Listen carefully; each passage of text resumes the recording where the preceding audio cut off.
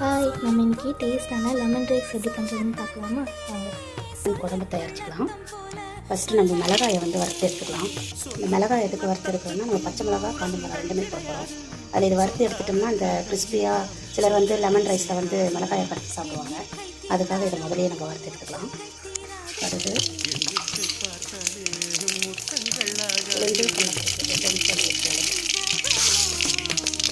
பச்சை மிளகாய் சேர்த்துக்கலாம், கருவேப்பிலை சேர்த்துக்கலாம்,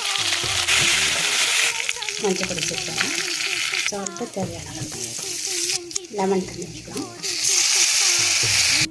பெருங்காயத்தை சேர்த்துக்கலாம். இது இந்த காஞ்ச மிளகாய் எடுத்துக்கணும் இல்லையா,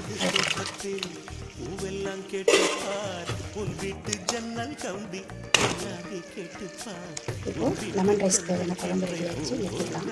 இது சும்மா ஒரு கொதி வந்தால் போதும், இன்னும் ரொம்ப கசப்பு வந்துடும். ரொம்ப நேரம் வச்சுக்கலாம். ஃபைனலாக வேர்க்கடலை சேர்த்துக்கலாம்.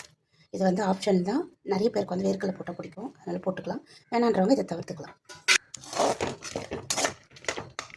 இது கூட வேணும்னா முந்திரி கூட ஆட் பண்ணிக்கலாம். நான் எனக்கு முந்திரி சேர்க்கலை, வேர்க்கடலை தான் சேர்த்துருக்கேன். இந்த லெமன் ரைஸ் கலரும்போது கொஞ்சம் நல்லெண்ணெய் விட்டுட்டு, நீங்கள் லைட்டாக சாதம் குழைய அடிச்சுட்டு இருந்தால் கூட இந்த நல்லெண்ணெய் ஊற்றும் போது இது மாதிரி உதிரி உதிரியாக ஆகிடும். இப்போது லெமன் சாறு நம்ம குழம்பு வச்சுருந்தோம் இல்லையா, அதை போட்டு கலரிக்கலாம்.